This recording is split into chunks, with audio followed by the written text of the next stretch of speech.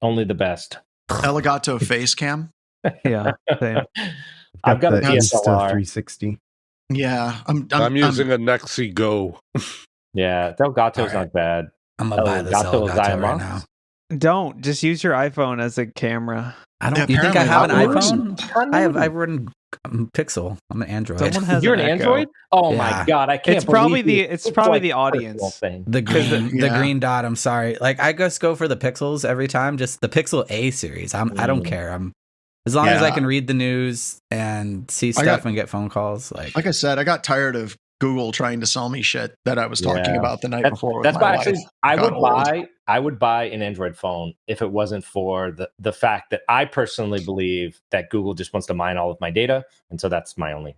It's because they are. Yeah, Right. Yeah. Apple uses planned obsolescence to sell you the same iPhone They just every want to year. sell me more Google Which sells sucks. your data to someone else. You gotta pick your crap, right? Yeah. Like you've just got to pick your crap. And Yes. I'd rather have planned obsolescence than like I said, like the level that Google is actually looking in on what I'm doing is just, it made me uncomfortable. I was kind of done with it. So yeah, Fair. I know there's people like, but Apple, I know right now I Apple have to go sucks. buy Pick an your Apple poison. phone. Yeah, it's pick your Yeah. poison. That's what it is. That's where we live in. Pick your data broker. Would you rather have it be local or remote? I do wish that the Microsoft phone was still a thing. It would be nice to have at least that option. Bring back the Zune. It is. What you do, John, is you Zune. get an Zune Android, or sorry, you just get any like ARM tablet, and then you just put Windows 10 on it, and then you just use like you virtual buy machines. You buy an old phone, just put a bullet through it, and it's about as functional as that Microsoft phone. There you go. Okay, that's just mean. Are we ready to kick this thing off, true. Proper? Or is this all going to be a pre-show show? It's a show. Oh, no. Pre-show. Launch it. Launch the fire. Let's do it. Roll Fire the the finger. All right. Fire the rockets. Ryan's here.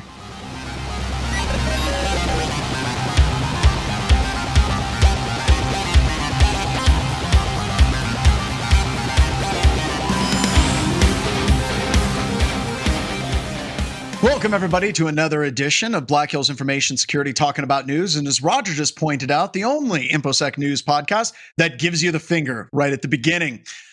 This week, we're going to be talking about the MOVEit vulnerability, because literally that is probably the single most important thing that is on the news today. But we have other news stories that maybe we're going to get into, like how long John Strand underwear model Insurrection was sentenced to prison, which I'm sure is interesting. Who the hell put this here? Whose picture is that? Whose picture is that? I can see who did this. No, I can tell you it was me. That just means It was me. that just means Wade's hovering over it. Don't Yeah. let him. Oh, don't shoot the messenger. messenger. That's Wade, though. But no. So this is actually the real question: is who wrote the news article? But all we know is that John Strand, international. I don't know how you can be a national underwear model, but he's an international underwear model. He was sentenced to 32 months in prison, which 32 months. he cannot do the math to turn that into Do you years. think so he's going to that's why be an underwear model in prison too?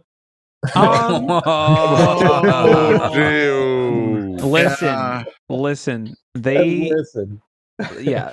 I honestly like wonder how are these people being treated in prison? We know certain people are treated really badly in prison based on their crimes. Like, do you think secessionists are like, is that good or is that bad? I think it depends on the prison you go to. Like, Martha Stewart's prison sounded pretty awesome. What's that lady from Thanos? Was it Thanos or Thanaros? Theranos, the Elizabeth Holmes. Yeah. The Steve Jobs looking lady that wore the turtleneck and everything. She's going to prison sounds actually kind of nice, actually. Seriously, if someone were to come up to me and like, John, we're going to take you to prison, and there's going to be sporting activities, cooking classes, and arts and crafts and exercise hour, like, and there's no real perimeter, and there's no fence, and there's no armed guards, like, sign me up. Sounds like the Hotel California. However, the web proxy. I like. Very good, Ryan. But the web proxy is not very good.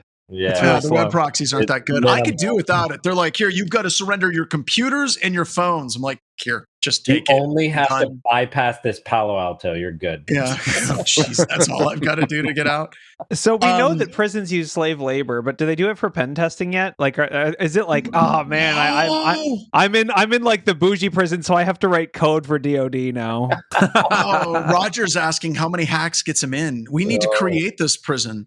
We need to create this prison, and we need to partner with them. This is evil. We're like a corporation trying to figure out how to profit up the United States. It's really fantastic, everybody, that's not the way the actual prison system works in America, right?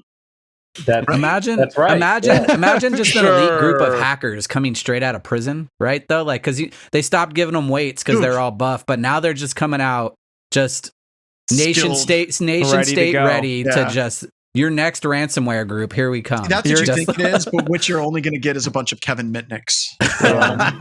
They're all influencers. You're like, come on, guys, stop tweeting about how cool prison is. It's like, it's not that cool. It's not as cool as you think it is. God, there's so many stories, but we've got to get to the big one, let's talk about MOVEit. Let's talk about MOVEit. I'm going to set the stage a little bit, talking about it. So one of the things that I've got a bunch of things that I want to talk about, and I'll just kind of circle back through them. I think I need the link for this one. Yeah, here, I'm going to give you the actual. You got it. Don't click on the YouTube music video. It's not that good. It's not that good. One of the pros of this is progress.com, the people that create MOVEit. This particular vulnerability is by far and away the most viewed page on their website. So congratulations, Progress. They did it. Somebody in marketing did a good job there. So for anyone wondering what they do, this is like managed file transfer. It's like Kiteworks or one of those similar, like, they have an SFTP component. They have a web component, web front end. Yeah, it's all slick. But apparently there's an unauthenticated SQL injection vulnerability. And what it allows you to do is drop a web shell on the system. And that's just one of the things that it does. And it's, like I said, the web vulnerability allows you to then get access to the system itself, the entire file system on the computer system. And the thing that's driving me absolutely up a wall, and I want to start with this question. If this was 7-8 years ago, there would be exploits and proof of concept exploit code everywhere, like all over the internet. What I'm seeing now is a bunch of indicators of compromise. There's a ton of things, and I can't remember where I saw. Here I got some Yara rules. There's Python tools to scan if you have a web shell. It dropped like a Windows log file or something like that. It does. Too, right? Well, it dropped a whole bunch of DLLs and all kinds of different things. But here's my when you problem. say it, you're talking about a very specific malware. Yes, and yes. And just because there's a SQL injection doesn't mean So everybody's kind of focused on Lace Tempest is the group that we believe started using this exploit the 27th of this month, or last month is the first time that I know of so far. So we're on the 5th. And for the record, as of right now, there are 2,517 systems online that are MOVEit servers. I'll share that with everybody. That's actually a Shodan search that you can run, that you're allowed to find it via the fave icon, patch associated with it. So that's kind of cool. You could patch your server by changing the fave icon. You totally could. So here's the problem I have with the Yara rules for this so far. And I really want to get Wade's take on this. And I would love to get Mike's take on this as well. First out of the gate, because they're more blue. A lot of these are the hashes, right? Here's the file hashes that you need to be looking for, and there's like 1, 2, 3, 4 of the file hashes in the Yara rule that I'm looking at. I find it interesting that there are Yara rules and detection rules for the Lace Tempest exploitation of this vulnerability, way before there was proof of concept code associated with this. While they're doing that, Ryan, I'll share my screen because I have a Shodan license because I'm fancy like that. Is this progress, or is this like moving in the wrong direction? I'm kind of conflicted. I'm going to share my screen out so people can look at the stuff that I just talked about while they're talking. I've talked about before, like Yara is great and all, but my experience is not a lot of people are using it nowadays. And once again, sticking with the hashes, you don't want to stay with those atomic indicators at all. I, right off the bat, was looking for... Whoa! There we go. I was looking for any Sigma-based rules. I was looking for Sigma rules for it and found a couple right off the bat. And then just hovering over Twitter pretty much the whole time looking for stuff. But hashes are always... I hate it when anyone just gives you a hash and just like, detect things. I'm like, no, like So what most companies, make me sad, blue teamer. What most companies are doing. Part of the problem that we have with using hashes like that is most of the time, by the time those come out, if you're writing your own way of detecting it using those hashes, that's going to be tossed into just about every EDR within moments, within an hour, I would say, of Yara rules coming out. So if you're using CrowdStrike or you're using SentinelOne or you're using Microsoft, you're going to have those hashes automatically put in as it is anyways. The TTPs, the way that they're going about doing it is well more effective as far as the detection rate goes for a experienced blue teamer, somebody that's actually going to write their own detections on it and not just sit there and be vulnerable just because they've got hashes and say, oh, I got the first hashes and that's it, we're done. And like we've talked to a couple companies, clients that have it, and it's not, there's a patch for it, and it's usually, this isn't like business critical. What people are doing, it seems, is just taking it offline, patching it, and then bringing it back. So I don't think that in this case you need to, like, Yara or something advanced like that is great when you're talking about like the scope can be huge, the impact is huge, and you can't take it offline. But like with this, you're just like, do we have MOVEit? Yeah, we do. Okay, turn that off and let's patch it, and then let's turn it back on. Like, I don't think it just seems superfluous. But this is the standard, though. This is how you handle incidents like this. And at least that I found, I can't find proof of concept code, like what the actual parameters are vulnerable. Is it, what? I haven't found that yet. So it's essentially like the defenses are there. There's already a patch. Hashing and doing all this fancy R stuff is probably not worth the time. By the time you get the rules dropped in, you should have just patched it by then. So I'm just burned out. Like there's been bigger stuff, right? Log4j kind of already, like that's the first thing I'm thinking of that's in recent history that I would care more about than this. I also like honestly, I dived into it when it first came out and then realized like, oh, no one I know, none of the corporate people I work with, or like I don't have it, or a lot of other people don't have it. It's a lot smaller of a footprint, so yeah, I didn't care. But let's talk about that footprint just for a second. That footprint, it may be small in the number of systems. Like I said, if you go on Shodan, it's something like 2,500 systems are running it now. The vast majority of them are in the United States. And I'm going to share my screen again because I was going to bring that up. They also have a software as a service offering. And Gossi the dog had credible information that the SaaS offering was vulnerable as well. So here you've got the number of systems, and the vast majority are in the United States because it's a really expensive product, apparently. And apparently it's heavily used by the United States government, which is probably part of the reason that we have Lace Tempest or advanced APT groups actually going after it. And some people have called out in the comments so far that it's not quite as simple as just bringing down the file transfer service and then bringing it back up, patching it and bringing it back up, because there are actual organizations that are heavily using file transfers. In particular, one of the customers that we have talked to, Ben from KC, I think brought that point up, was a law firm.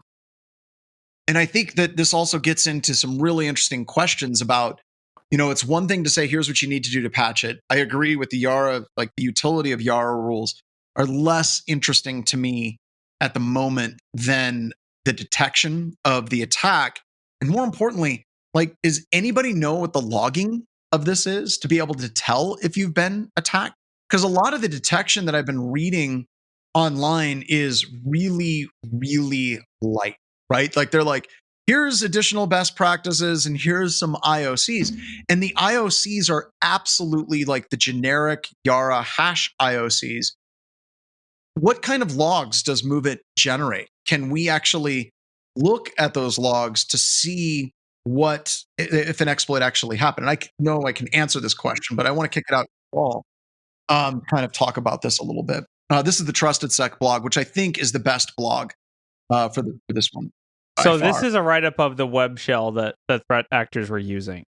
Yes. But yeah, and that's, once again, this is more useful. This is more in line with what Wade and Mike were talking about. And I'm not as interested in the actual hashes. I'm really interested in the tradecraft that was used for this, because odds are the attackers and the pen testers will be following the same pathways.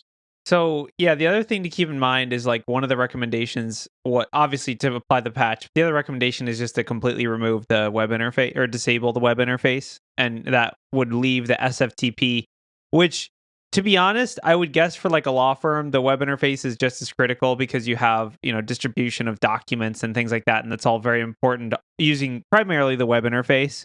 For probably financial industry, it's more using of the actual SFTP, just sending statements and financial stuff back and forth. Like that's, they used to drive a truck with a bag of checks. Now they do this.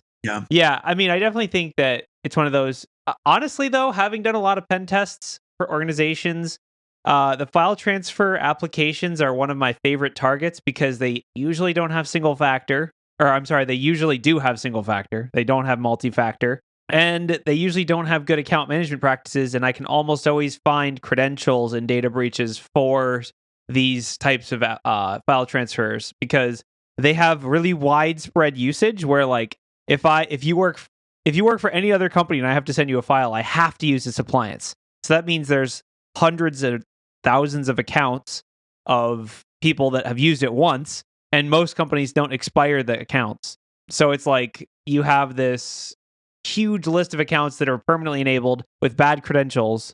Honestly, more than anything, we use it as a phishing vector, not necessarily to access sensitive data, but we use it to send internal spear phishes a lot. So you might get an account, they have no access to sensitive files, but I can go in this file transfer application and send an email to our point of contact or another target, and it'll have an attachment or whatever, and it will come from a trusted sender. So it won't be like external email. It'll be like this person shared this file with you, which is an excellent pivot to Reddit detection for that too. This gets into a conversation that I'd like to kind of rehash that we had today at the BHIS meeting, where we have had customers that we found single factor authentication. We weren't able to exploit it because there wasn't a 0-day or we didn't have credentials in breached databases or anything like that. And we have decided that is going to be a high vulnerability moving on. Not necessarily because of this 0-day, but because of other vulnerabilities. And at any point, you're one breached credential away from being completely compromised. And that's too close for my comfort. So kind of opening that up, I mean, even in BHIS, we had different opinions. What do you all think about that? Just like, hey, if this is single factor, not that two-factor would have stopped this, but just basically bringing up these types of portals and saying, look, these things should not be exposed. And if they are exposed, it should be two-factor. Ralph was talking. Sorry. Yeah, sorry. I was just going to say, I have two things on this that I'll just hit. So the first one is that not every time can you immediately deduce whether this interface is single two-factor or not. Yes, exactly. Right. So sometimes it'll ask for that authentication method later, and it's an option that you can enable or disable. Right. So you may be like, this product does support two-factor. I'm not sure if it's enabled. Right. So as far as like letting the customer know, that's when you're going to be like, hey, I'm not sure. Is it two-factor, asking the customer, or two, writing it up and then, being like, oh, well, we weren't sure, we weren't able to determine, but we wanted to make sure, right? So that's kind of my take at like how to approach that single factor, right? Because there's times where you just don't know. There's not a way without a valid credential to confirm whether there's two-factor. Other times it's easy to tell. Just like it has to be a dialogue. It's a tagging on to Corey's talk, right? Like, all these things are one-time use, but the biggest part for the blue teamers is you're fighting against the corporate culture, right? And usually when people are using these type of stuff, it's the business people, and those are the people who are making the money and who can scream the loudest. So you really have to fight for that. The stuff that I've seen put in place is that it all has a time to live. That's pretty much the account is going to die or get deleted even after use, and everything that you sent with that dies right off the bat. Yes, and that's how it should be. So that's important. Timing out of the files that you transfer. That's a great point. And the other thing, go ahead. The other problem with multi-factor, at least in the financial industries that I've seen that use FTP, SFTP, is a lot of it is just straight automated. So the transfers are done in batch at XYZ time, and nobody's actually physically touching that login on it. So I'm not sure. I haven't delved into a lot of the FTP stuff at this point, but I'm not sure if you could even automate the answer of a multi-factor authentication on it, whereas a time to live would help create the situation a little bit better. Because it's reducing the total blast radius of the attack, right? I mean, like you gain access to a server and you've gotten access to the files in the last hour or two. That sucks. There's no question, right? But if you gain access to the server and every single file that's ever been transferred for the past 5-10 years, that's catastrophic at that point. Yeah, and that's the other thing I was going to say is like we talk about, this is an old school attack. You talked about, 7 or 8 years ago, this would have been, just another SQL injection. And even today, it's insane to see an application that's this recent that still has SQL injection. But I think the thing to think about with this is one advantage of this is that this is an application that you can put absolutely on its own network segment out in the void with no access to nothing, because it's all point to point of like user to user to user to user to user. When you get into the automation stuff, hopefully it's still point to point where it's like automated automated system to automated system. So like if I shell this thing and I get access to whatever it has access to, you would hope most organizations set this up to be isolated on its own network segment or in the cloud by itself, because it doesn't need any access to it. But it is funny because it's a SQL injection. You can get system access, and then anything the system has access to network-wise, So it's an old school vulnerability that you just hope that as a community, as a security industry, we know we have this file transfer appliance. We're going to put it by itself in this network segment with access to nothing. It's an old code, but it checks out. So 2 stories of detection that I think are important just from the last week at BHIS. One of them is an IR engagement. So the customer, you talk about the best practices and reducing the blast radius. This particular customer only did the file transfers to specific IP addresses. Yeah. And they actually put in rules, I think within this application, MOVEit, you can say you're only allowed to receive connections from this IP address over here. And the way that they detected it is they noticed that it was literally sending data to places that were not on that approved IP address list. So then we got involved. We started looking at it. We're like, holy crap, it's literally like communicating to systems that it honestly should not be able to communicate with at all. And I love that as a story because, yes, the customer was one of the people that got hit, but let's be honest, how many companies out there would be able to detect something like that, right? Like they put in the rules, whether it's a firewall rule or a local app rule, to restrict it because that's good security practice, right? You're going to say, hey, we just got to do this with this IP address over here, lock it down. They do that. And then they're able to detect whenever something is outside of those conditions. And I think that when we're looking at computer security, a lot of people are missing that second step. They'll go through the various steps to try to lock it down with a firewall rule, lock it down with a local rule on the application itself, but they don't have any detective capabilities to say, hey, if anybody is making a connection to an IP address other than this one, then freak out. They're not putting in rules to validate their security support structure. So that was one customer. And the other one was a SOC customer of ours. As soon as this hit, because we're pulling sysmon logs from all of our different systems, because sysmon is the cat's pajamas, we're able to go through Event ID 1 and identify the vulnerable versions of the the MOVEit server. And we're able to say, are any of these hashes in our database and able to identify going through and saying, all right, customer, you have this. It's absolutely vulnerable. I think the customer, we saw 2, actually. I think we saw one that was making a connection to the domain for the SaaS service. And then the other one was a customer that was running it internally. But we were able to notify them ahead of time. But if that is being exploited, it's like, literally, you need to fix this right now. And the thing that bothers me is like a lot of these general blogs talking about this, Trusted Sec aside, I think that theirs is really, really, really solid.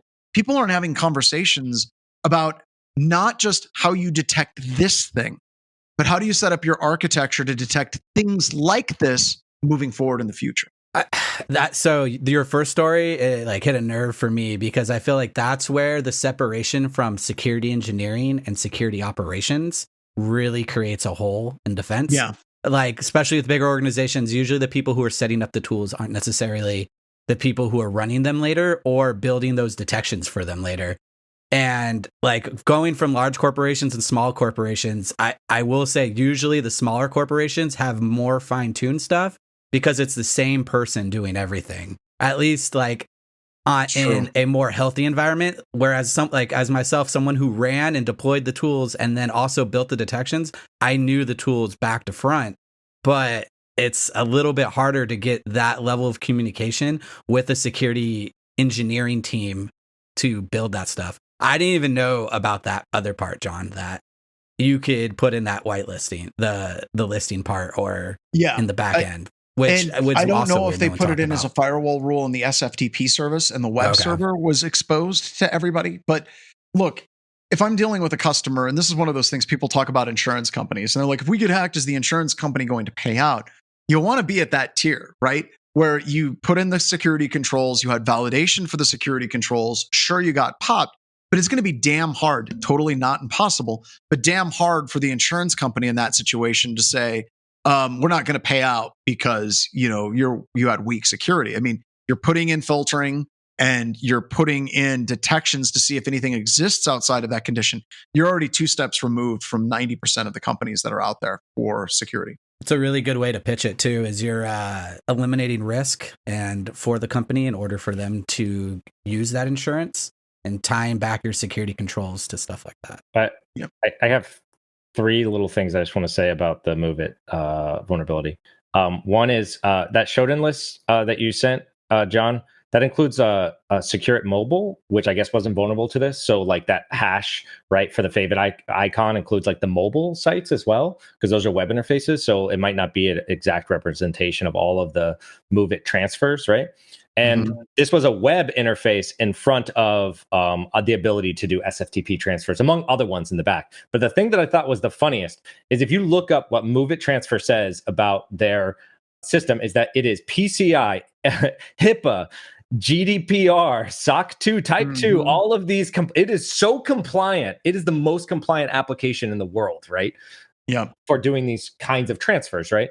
But, back to your detection and just like, defense in depth, I think someone brought that up, right? How to lock this down is, most likely deciding, does it need to be public, right? Does anyone on the internet need to be able to access this web interface to do some kind of file transfer, and making that decision first? John Hammond was able to get, he has a proof of concept Python script that exploits the SQL injection vulnerability. And so there are people that are able to reverse engineer this and have already reverse engineered the vulnerability. So I'm not ripping on John or anybody at Huntress. They're freaking awesome. But I'm willing just to throw this out there. If John Hammond and Huntress were able to get this going, there's a whole bunch of other threat actors that are reverse engineering this and getting the exploit functional. And he has a full video if you want to see that as well. Awesome. Yeah, I can't believe I'm about to say this, but I feel like, okay, honestly, how can you have a PCI compliant website if you don't have parameterized SQL queries? Like, shouldn't that be on the checkbox list? Like, for real. Like, I know PCI compliance is a lie. I know I know how they work. I've done it. I get it. However, should there be some stupid checkbox I can put on my website that says we passed a basic web app audit? Or like, because truthfully, in 2023, non-parameterized SQL queries, meaning I can go from injection to shell in X number of steps. The entire exploit in the video, and it could be sped up, is like 1 second. So shouldn't there be script? Yeah. Shouldn't this be part of compliance? Is like we use modern security practices to build our apps? No? Okay. I'll move on. I don't know. I can send you over a fainting couch and a box full of pearls for you to clutch. Are you honestly that surprised by vendors? I mean, yeah, I'm sure that they have a security test. Yeah, I'm sure that they might use parameterized SQL like statements in most of the app. But once again, it just takes one simple mistake for something like this to go through. I'm just saying there's developers that were born after I learned you shouldn't do this. Okay. It just takes one intern, all right? There we go. You're right. It does just take one intern or one slip up in the code. Yeah, but here's my question, and this is something that's absolutely shocking to me, is once again, if I was 8 years ago, there were many times the offensive community would have released the proof of concept code before the patch was released. This happened many, many, many times. Is this progress in the industry as a whole? Like, We're sharing detects, we're sharing YAR rules, good, bad, or not. We're sharing blue team stuff before the red team stuff hits. Is this progress, or is it just an indication that red teamers everywhere are probably lazy? Because I can guarantee you, if BHIS was in the middle of a test and this was something that was there, like, we would have crowdsourced and had an exploit. And there's got to be other red teaming companies that have the exploit already built. I can make some calls real quick and find out. But seriously, does this mean that red teamers are lazy, or is this a good sign in the industry that maybe people are holding back and keeping? I don't think it's a good sign. I think it's the holding back part, because as a blue teamer, I want both, right? Like, I want to write that detection, and then I want to go test it. I want to make sure that it's properly working. That's me to a T. I like to trust myself, but I would trust and verify, and then, we're cool. Exactly. Like, if you don't have both, it's no good. And also, John, it was exploited by real attackers in the wild, and X number of data was stolen. So, security fail. Yeah. So this is my take on it, and it's kind of springboarding off of what Wade said and kind of reinforcing that. If we have an exploit, how many times have we seen patches come out from a vendor, and the patch is specifically detecting a iteration of a SQL injection attack? Yeah. And if you modify it, like, you know, the lace tempest were using apostrophe or 1 = 1 semicolon dash dash, and they put in a string in their detection inside of the app that says, if somebody comes in with apostrophe or 1 = 1 semicolon dash dash, you're going to drop that connection. And then you're like, well, what if it's 2 = 2? Damn it, we didn't write it for that. They don't fix the vulnerability. And I think that having that transparency and having that exploit code available in a lot of ways keeps that vendor really correct. honest. It's also motivation to patch, by the way. When the exploit's public, it's motivation to patch. So I would say 100%. Yeah. Josh Wright's law says people will not patch unless there's an exploit in the wild. Like I told you always just say, we just need BHIS just publishing, hey, we're exploiting that. Hey, there is a guy, and I gotta say, there is a guy that had, I'm sure there's, or a guy or girl, security guy that was like, we got to put a WAF in front of our managed file transfer. And everyone was like, this is stupid. You don't put things in front of things. And he was like, no, we're putting a WAF in front of it. We put a WAF in front of everything. And they did not get hacked. Yeah. So just I like Roger's quote, assume it's out there. Yeah. Right?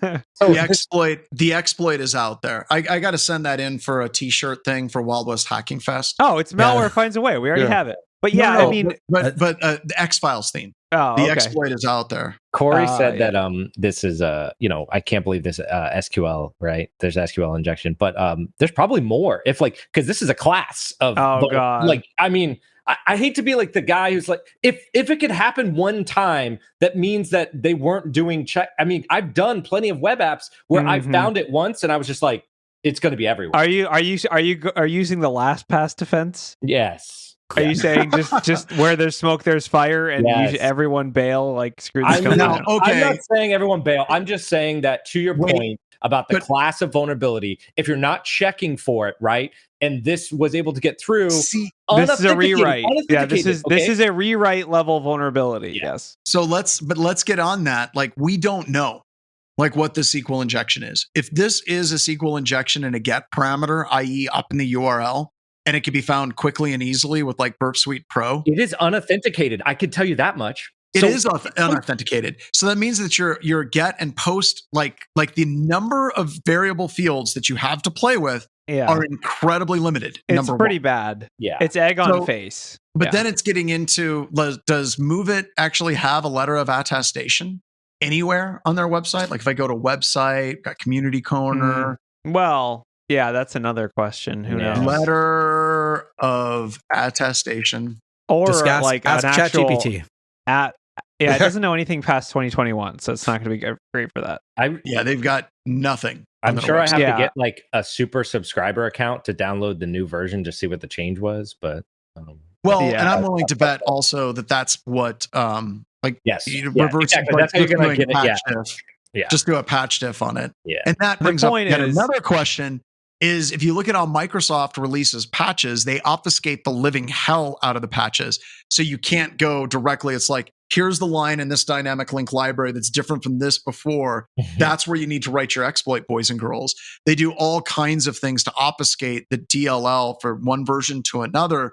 Is MOVEit actually doing those type of obfuscation techniques? Or can you literally just do a patch diff and say, here's what they changed. Well, And I mean, if they missed SQL, I don't know if I don't know if they're taking it that far. That's the question. That's pretty bad. Right? It's like I said, there are developers that were born after this was a bad idea that are probably actively writing this code. Like, it's not new. I'm going to give them the benefit of the doubt because, like somebody said, it just takes one intern, just takes one person. Sure. There was an if statement and someone did it. Yeah, okay. I get that, but Microsoft had the security. It was just bypassed for some. Yeah. You just say. So I'm going to give them the benefit of the doubt, mainly because I know at some point in my future, someone's going to be like, "How come PHIS didn't find this or active countermeasures didn't find this?"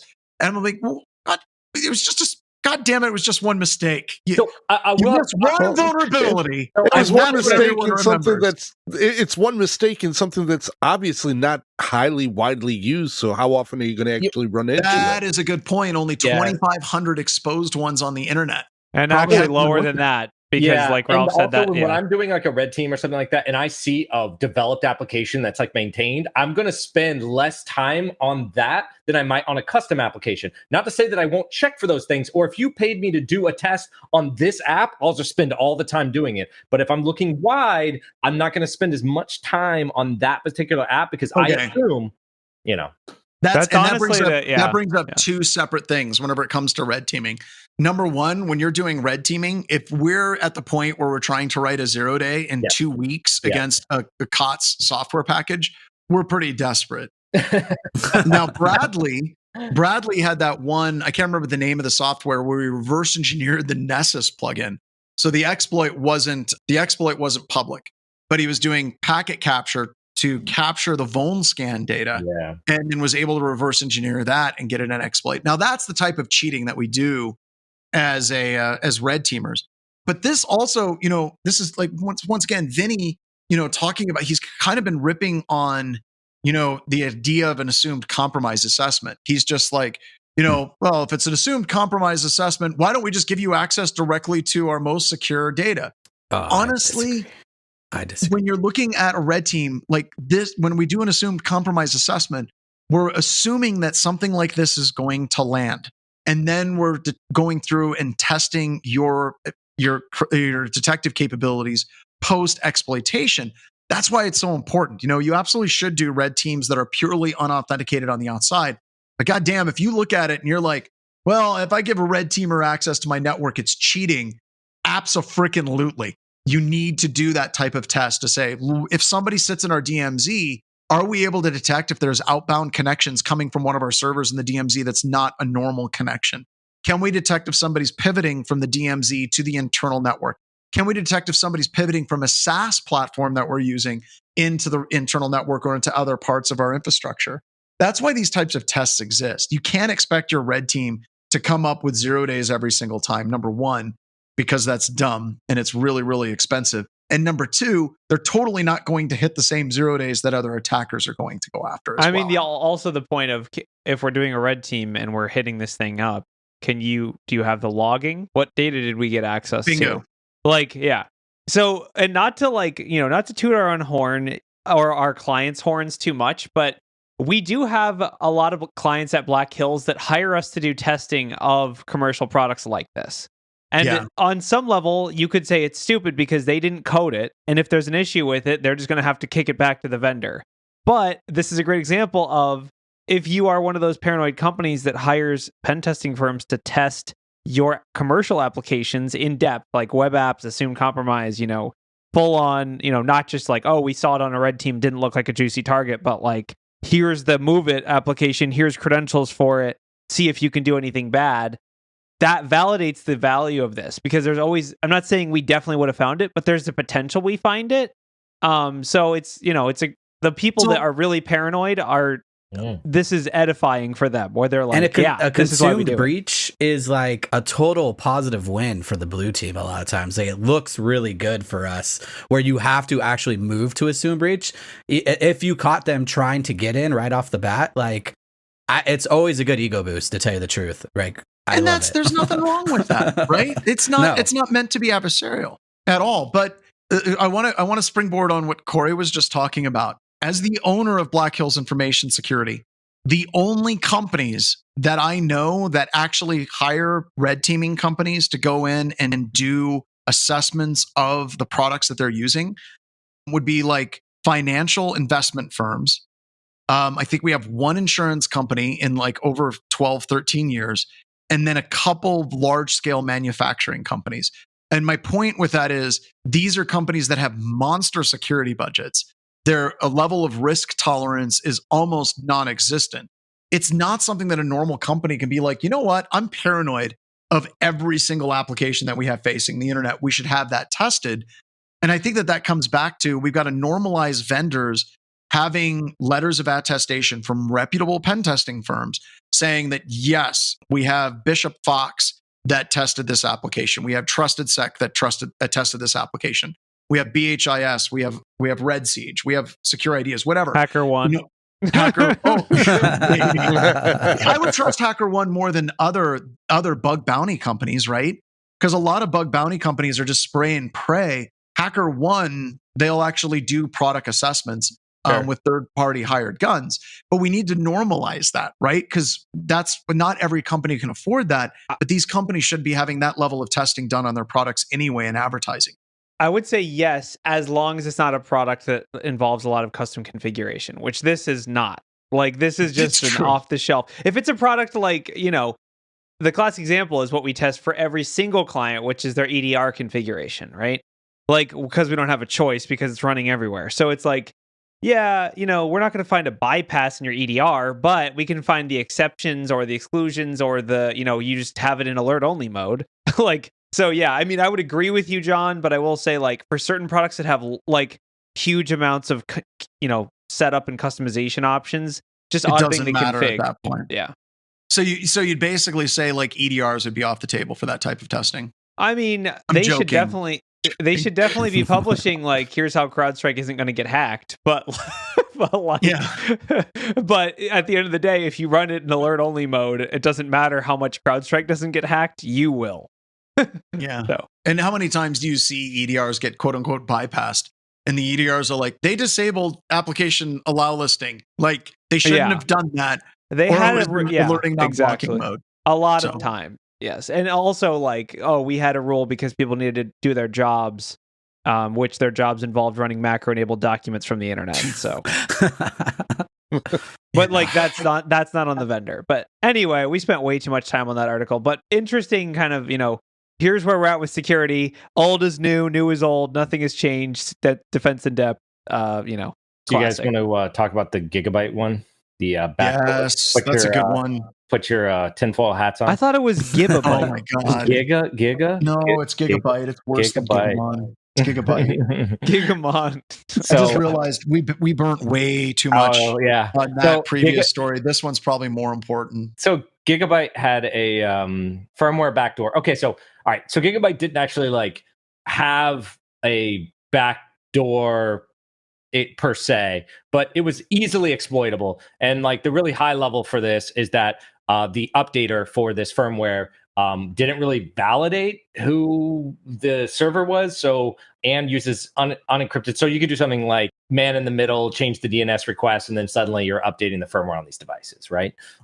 So that's kind of like the high level. So basically, so basically there's part of the firmware for these motherboards has tools that are built into them that are easily exploitable by attackers.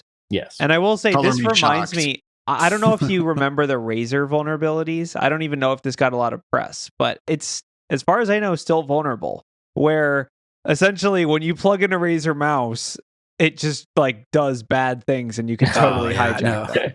So as a gamer, I knew about it. So, okay, so here's, which I'm pretty sure this is still vulnerable to my knowledge because it's a hardware thing, but I guess my take on this is I'm impressed that they even bothered updating this, because most home consumer gaming stuff is like this, where it's like, oh yeah, you plug in this USB, we download an exe from the internet, we run it as admin.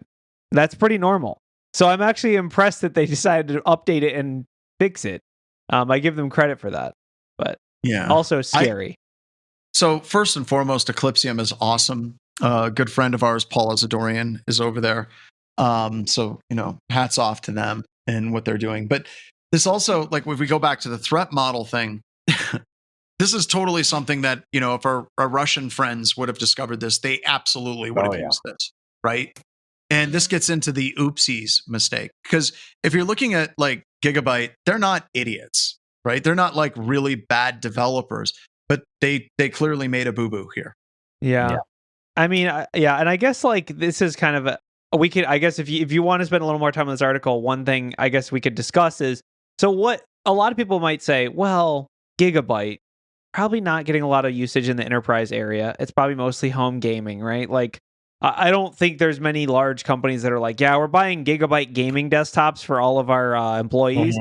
So I guess like, but I did, to kind of lead the issue, I do want to say these gaming machines on people's home machines are part of the enterprise attack surface for many reasons we've talked about.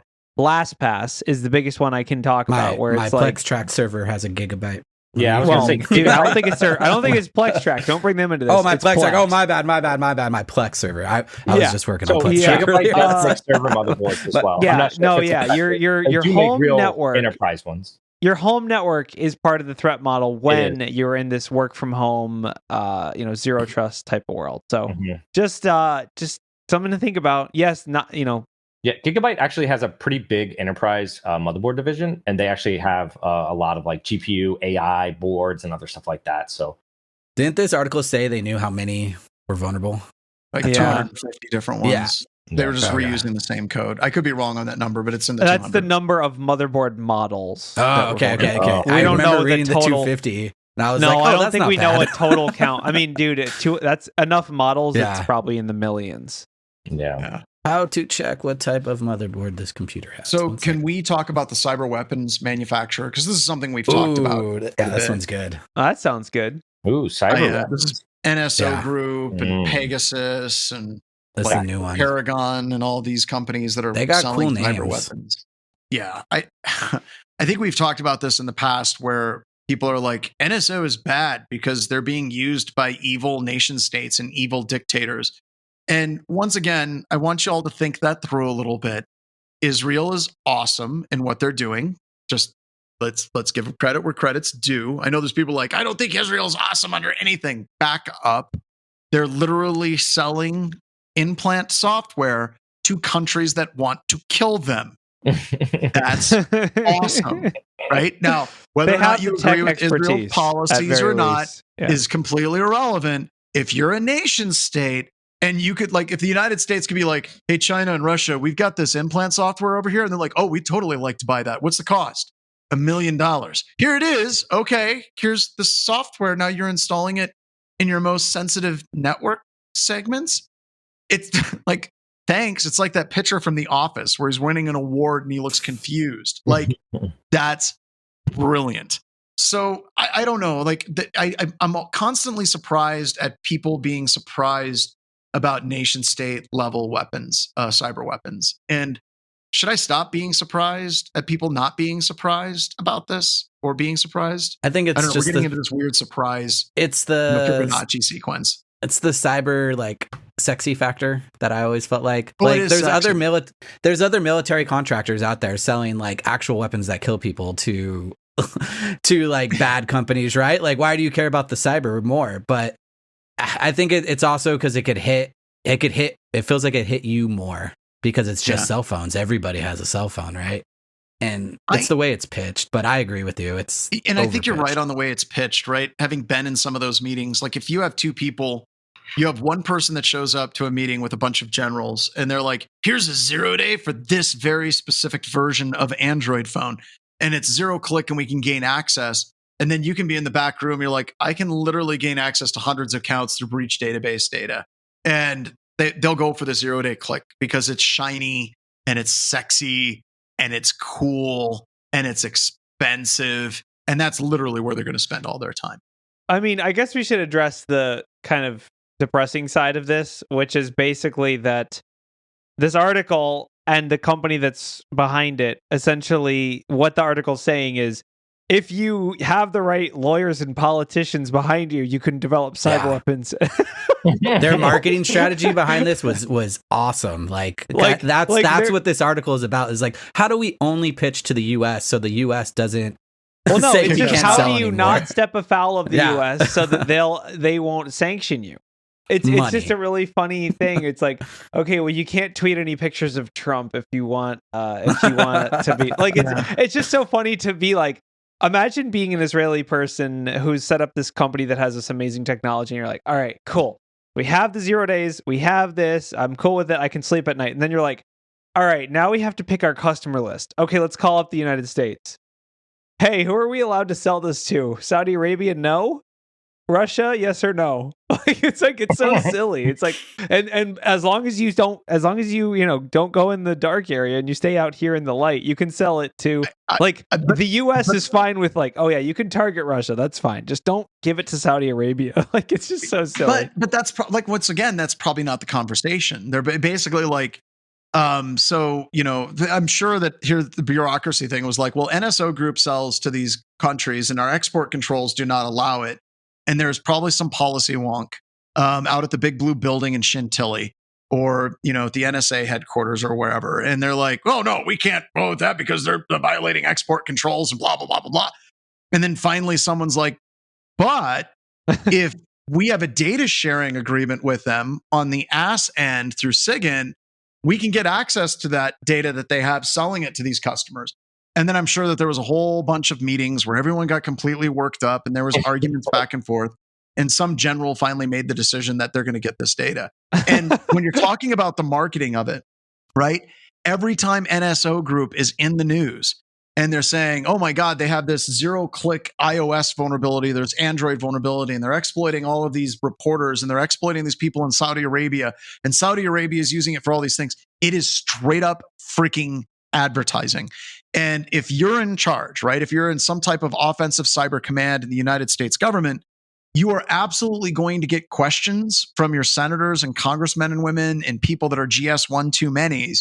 They're going to be like, well, if our adversaries have this level of capability, why aren't we buying it and using it, or at least developing that capability? And then how they develop it is they create a company here in the United States that's a shell company.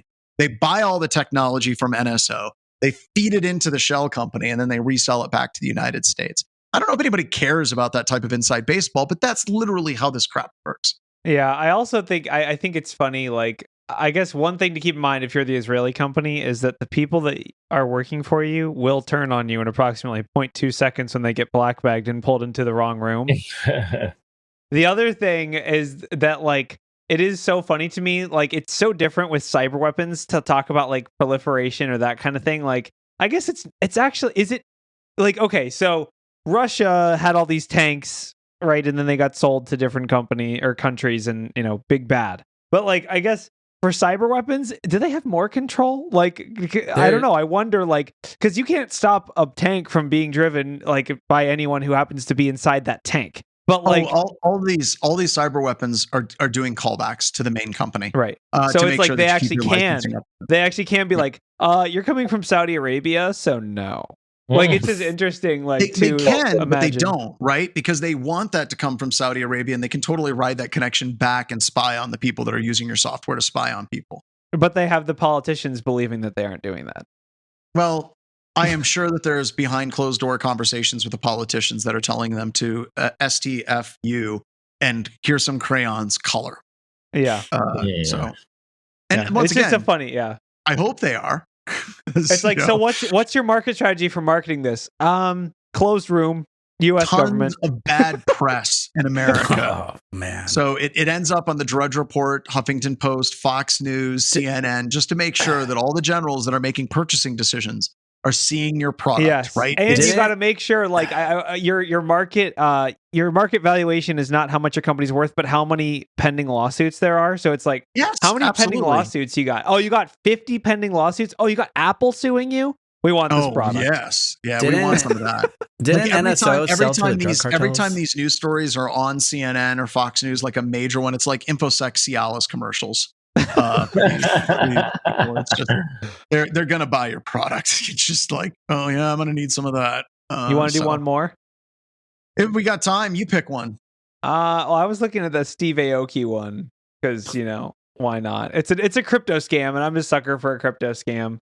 But I will say a lot of the this is This is a great example. People are still, using Twitter to do things. Like they're still using at Twitter as an attributable source, I guess, which is just, I don't know. It's crazy. So basically what happened was, someone compromised Steve Aoki's Twitter. Apparently he's a musician, throws cakes at people.